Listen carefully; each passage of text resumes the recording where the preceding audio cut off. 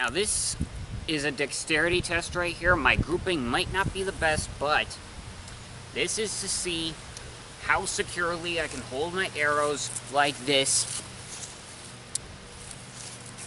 which is why I'm doing this experiment, because I have very bony fingers. So we're gonna see how quickly I can do this without dropping my arrows.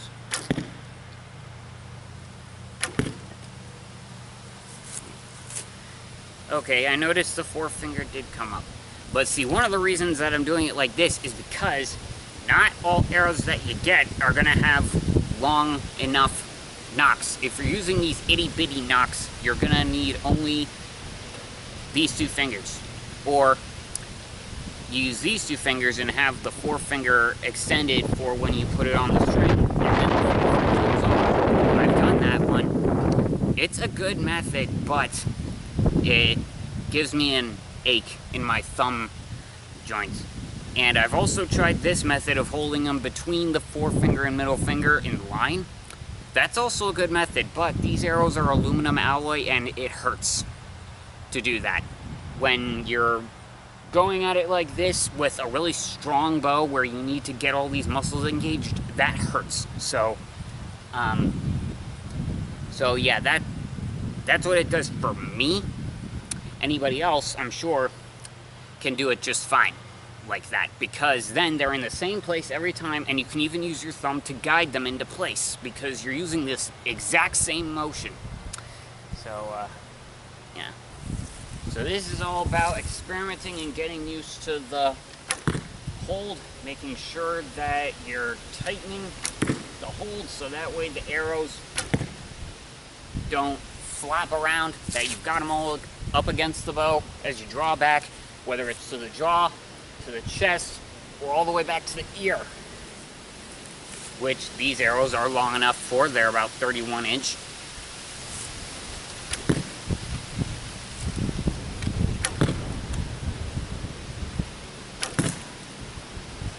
Whoa, much closer. Did you hear that clack? One of them is close to the bullseye, so I'm going to hold these two in the first digit here, because that's how it will go. You shoot that first arrow, and then you've got two more all the way back here. So, and plus it makes it easier to keep that forefinger curled or extended downwards. To kind of dumb it down, it's very similar to when you've got three fingers underneath with a knocking point on the top, except in this case, you've got the thumb up against the knock or on top of the knock, and you've got three fingers under the arrow as you're bringing it back.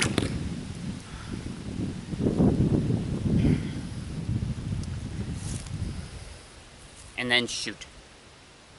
And if you notice that the quiver that I recently made is on my left hip, that's because it gives me a quicker draw. I've been watching a lot of Mihai Cosme's tutorials as well, and one of Mac's recent videos shows him with a quiver right here, and I ended up thinking to myself, what advantage does that give you?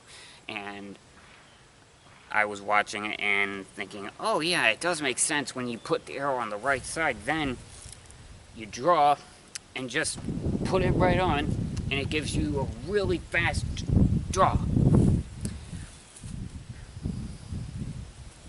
So about as far as the speed of the draw, it's about as the same as putting the arrows on your back.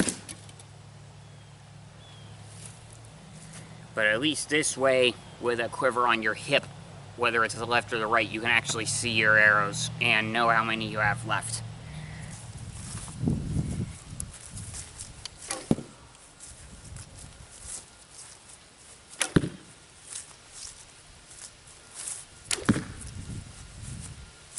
Notice that I'm doing it while in motion to challenge myself and see just how well I can do it while walking.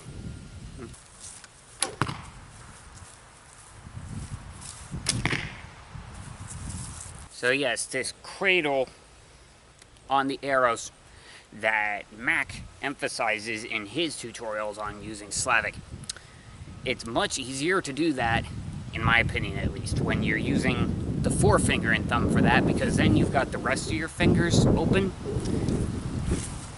to support the arrow.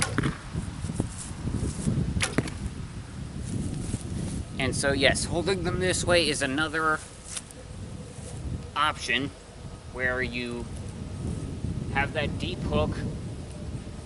The thumb is already on the nock, and so you can feel that groove, have your forefinger on the fletching, and then just guide it straight back. So yes, that is another one that I have practiced multiple times, and it does work. It really does. Just make sure that you don't hurt yourself in the process. Depending on what material the arrows are made of, you don't want to hurt yourself. And if the nocks are very stubby, it's easier to drop them. That's the problem that I've always had. And so with my philosophy on speed shooting, it's that you know how a lot of archers will say that when you shoot off of this side with the thumb or with Slavic and so forth, it doesn't matter what spine or anything like that, that you can shoot just about any kind of arrows when using the right side, because then it doesn't have to bend around the bow, the bow shifts and all that this way, as opposed to this way where the arrow has to bend all the way around. So the same thing applies to holding them in the draw hand, at least with me, because my goal is with speed shooting to be able to use any kind of arrows. And so with that being said, that's why I just use these two fingers and work on ways I can hold them, whether or not I'm using these itty bitty nocks or the longer ones that I can use my other fingers to help support. So it's all about making sure that you're prepared for the smallest types. So that way you can get the hang of just about any kind of arrows. So that's my experiment for today, and I hope it's been beneficial to anybody who wants to try shooting Slavic and holding extra arrows in the